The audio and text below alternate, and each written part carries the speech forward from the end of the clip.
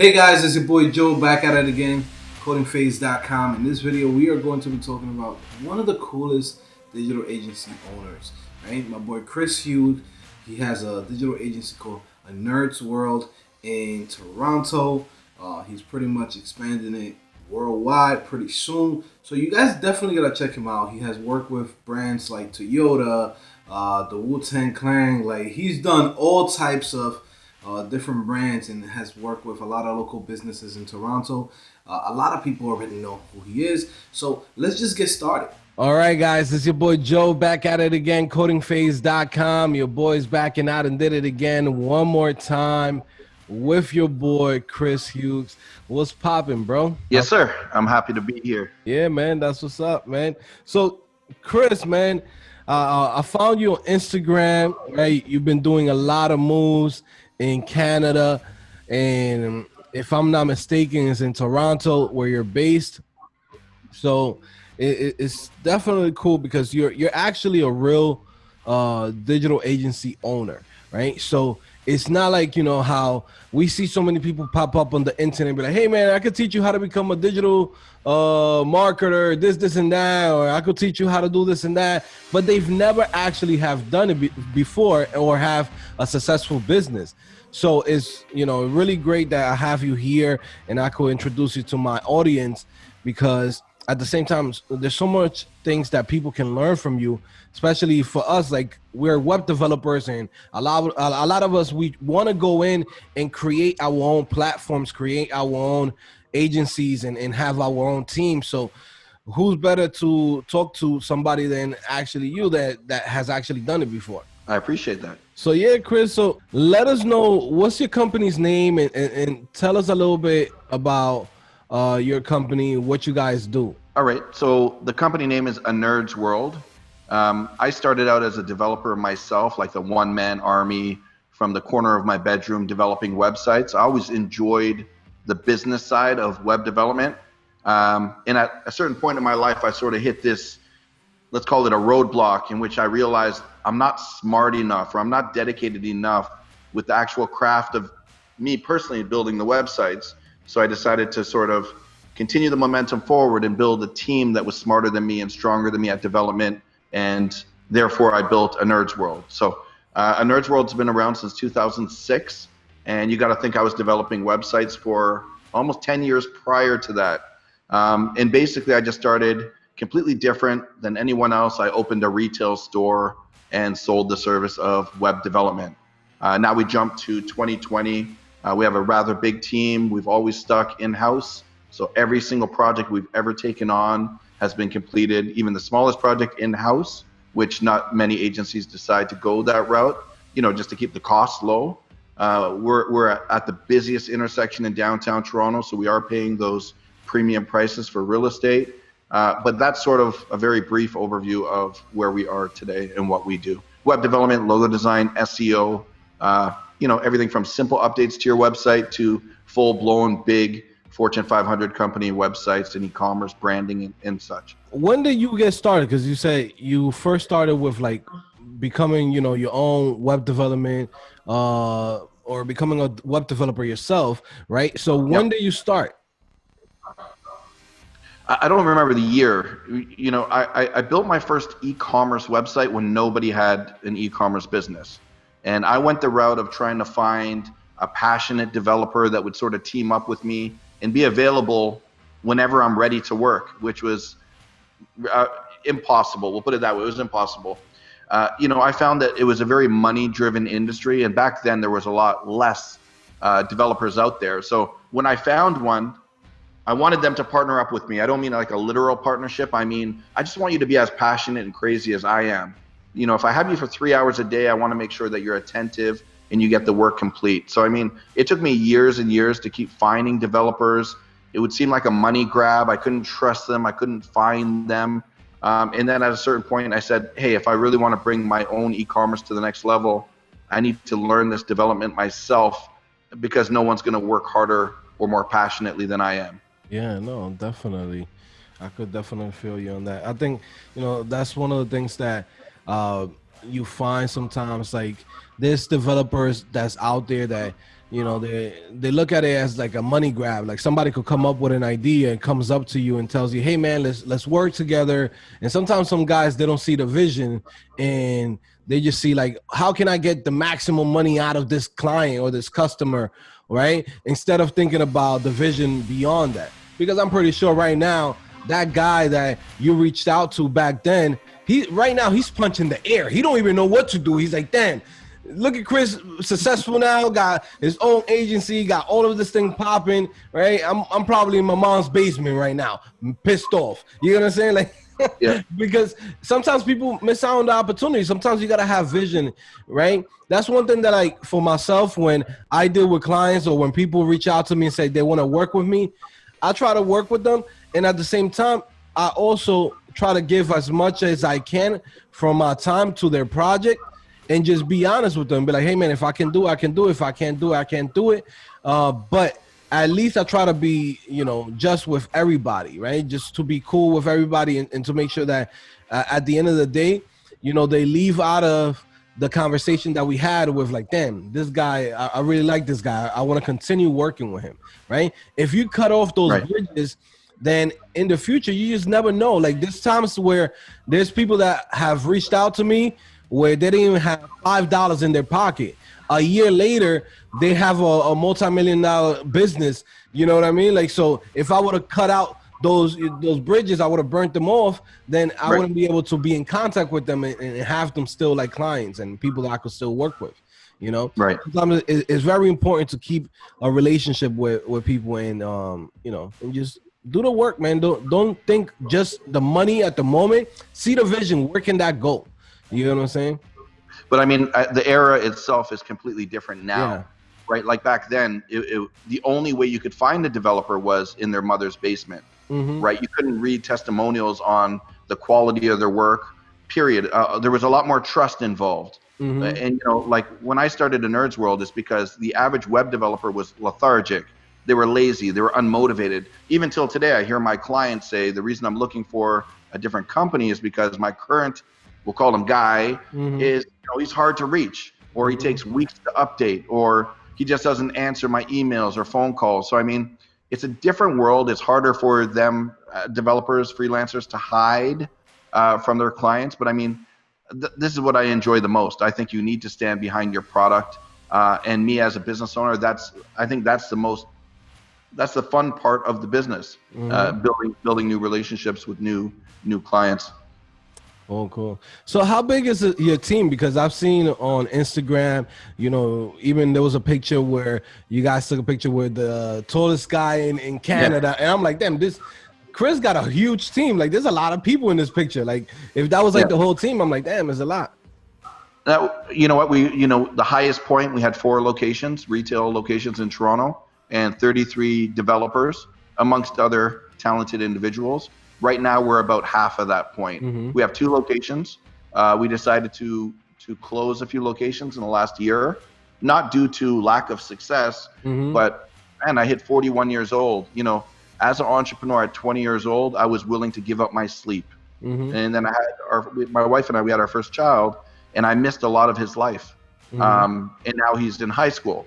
And for years and years, I was sleeping at the office. You know, work for me was always my priority. There's no hidden secret. I'm missing birthday parties to go meet with a client because I want to be hugely successful financially, right? Now I'm 41 years old, and I've been doing this my whole life. So I haven't had a job in at least 25 years where somebody else was paying me.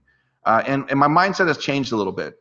So in the last year, I've been toning it down. So instead of 4 locations, we have 2 locations to keep my mind right. I want to travel the world. I want to enjoy the money that we're making. So we've toned down a little bit, and we've cut our staff down to, you know, before it was a number game. Like, you know, as an alpha male, I get great excitement out of telling a stranger I had 4 locations and 35 employees. It made me feel good. But it wasn't the proper mindset an entrepreneur should have. 'Cause it's not about how many locations you have. It's really about your bottom line and what kind of profit you're making and how much you're enjoying it. So when I had 4 locations, I was spending my time like jumping in one car, going to the next location, going to the next location. And the enjoyment factor out of running a digital marketing agency was like, it was going down very drastically. I wasn't enjoying it. So going back to it, our team is smaller now than it's ever been, but I'm getting more enjoyment. They're smarter guys. They're more passionate people. So to answer your question, currently I have 2 locations in Toronto with 15 full-time developers. Nice.